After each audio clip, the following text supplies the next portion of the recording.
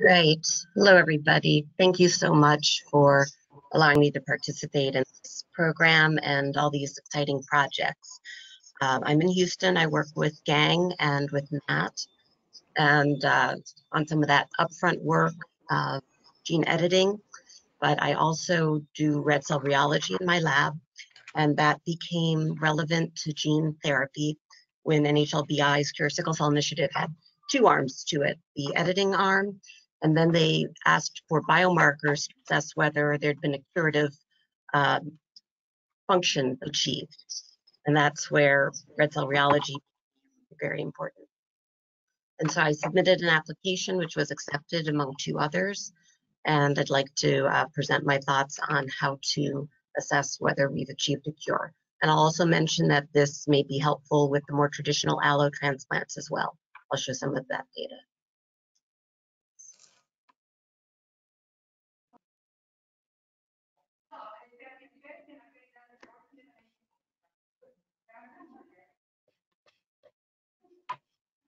So that is the question, what level of correction or fetal hemoglobin induction is curative? And we have thoughts about that for our traditional allo transplants, and can use metrics like chimerism, which of course are not possible for an auto-edited transplant. So another thing to do is to look at the functionality of the red cells you've produced, looking at blood rheology, which is markedly abnormal in sickle cell patients. Their blood is extremely thick or viscous for the given level of hemoglobin. Their blood thickness at a hematocrit of 21 is the same as a normal individual's with a hematocrit of 45. The red cells are also very dense, packed with hemoglobin, which helps precipitate polymerization and sickling. And the red cells are rigid and poorly deformable. And this is both when the red cell is oxygenated and deoxygenated. So we have some tools to study blood rheology, and some of them are quite old. A cone and plate viscometer, which you simply put the blood in this cup and the cone applies shear and measures whole blood viscosity. Dense cells have been looked at with a phthalate gradient, but there is a hematology analyzer in ADVIA, which also measures percent dense red blood cells. Ectocytometry, or measures of red cell deformability, have been around since the 70s, but recently a company in the Netherlands found a way to make it more interesting by adding the ability to deoxygenate the red cell. And microfluidics are one of the newer approaches, which can be very useful in looking at red cell adhesion and actually whole blood adhesion, the platelets and the white cells as well. So deformability, we use, my lab uses a LORCA with oxygen scan, and it applies stress, either shear or with osmolality, to see how stretchy the red cell is. And a normal red cell is quite flexible. When oxygenated, a sickle red cell is certainly not as flexible as a normal one, but the flexibility becomes even worse when it's deoxygenated. And so this is the readout that the ectocytometer with oxygen scan gives you. It shows you the elongation index when the red cell is fully oxygenated at its best.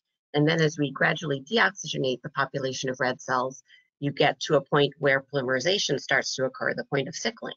And then deformability drops, and you get your elongation index minimum when the red cell is at its worst, deoxygenated, and then we reoxygenate the red cell. And if you gave me a tube of blood and had me run it on my LORCA, I would be able to tell you the genotype of that individual because they're so different. A normal individual just gives you a straight line. There's nothing to sickle or polymerize. A trait individual gives you this small loop at quite a low level of oxygen, at about a PO2 of 20. And a sickle cell individual, especially one untreated, is quite severe. So sometimes I think we think of an oxygenated sickle red cell as being fairly normal and good, but actually it's quite rigid even when oxygenated. And then, of course, worsens with deoxygenation. Hydroxyurea does improve all three of those biomarkers, the elongation index maximum, the minimum, and the point of sickling. Transfusion does as well. And these values do correlate with disease severity. Individuals who have more frequent pain crises, both in a European cohort and a US cohort from my institution, had lower point of sickling if they had less frequent VOC. and they had improved deformability as well. The next metric to look at, next biomarker to look at, is dense red blood cells. And this, again, has been measured for some time using simpler means and has been associated with a greater incidence of skin ulcers, priapism, hemolysis, and it's been a biomarker in a clinical trial as well.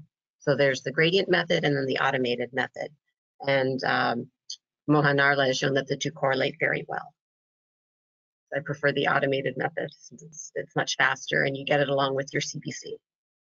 So adhesion, there are many different microfluidic devices available.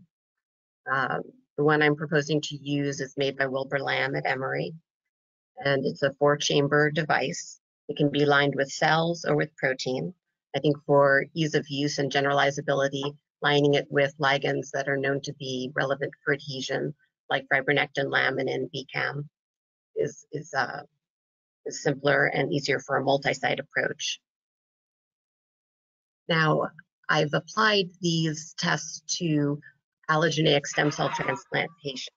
So patients from my institution post-matched sibling transplant, I thought it'd be a nice proof of principle to see how their blood rheology looked. I expected it to be quite normal. And I had a surprise with one patient. She had 40% chimerism. She'd received her brother's cells. This is her brother at the top. He's an AA patient, looks exactly like you'd expect. But here with her 40% chimerism after a matched sibling transplant, she looks like a sickle cell patient. Why doesn't she look cured? Why doesn't she look better? Other patients with higher chimerism do look like they're donors. And so I've been collecting as many post-transplant patients as I can at my institution. Here is this patient that's of concern. Despite her hemoglobin profile looking appropriate, she is having pain events. She does have a disease level of dense red blood cells. Her red cells are quite adherent, and she has sickle cells by morphology. 2 other patients, also with what would have been expected to be curative levels of chimerism, fell in this mid-range between disease and trait.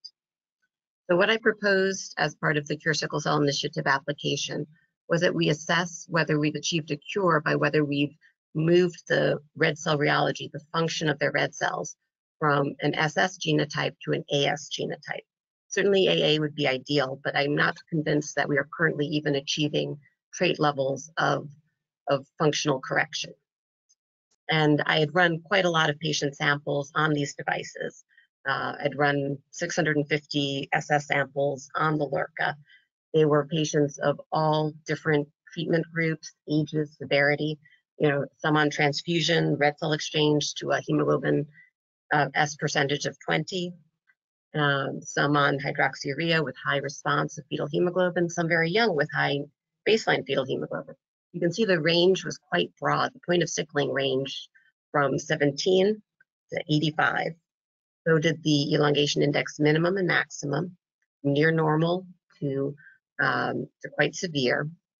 But the exciting thing was that there was no overlap in these ranges between an SS individual, any therapy, and an AS individual. And so these biomarkers can define genotype. And we can see if we have shifted that patient to a trait level of red cell function with this device. As again, with the dense red blood cells, adhesion index needs to be developed further and red cell morphology. So these are the battery of tests I proposed to further analytically validate and clinically validate as part of the Cure Sickle Cell Initiative. And my vision for how we would do this would be a multi-center approach, since these are, in general, commercially available devices. And so every center that is doing gene therapy or even allotransplant would be able to have these devices CLIA certified in their center and assess their patients in this manner. Now, if in the early days it's more centralized, these samples can be shipped. These tests are, other than adhesion, stable for over 3 days. Adhesion may be stable up to 24 hours, but that needs to be further established. So to conclude, severe impairment of blood rheology is a hallmark of sickle cell disease.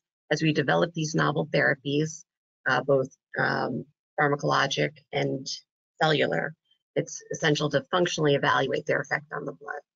And I propose to use red cell deformability, dense red blood cells, and adhesion as biomarkers to assess whether we've achieved improvement. And I would propose that we define a cure as achieving trait level of function.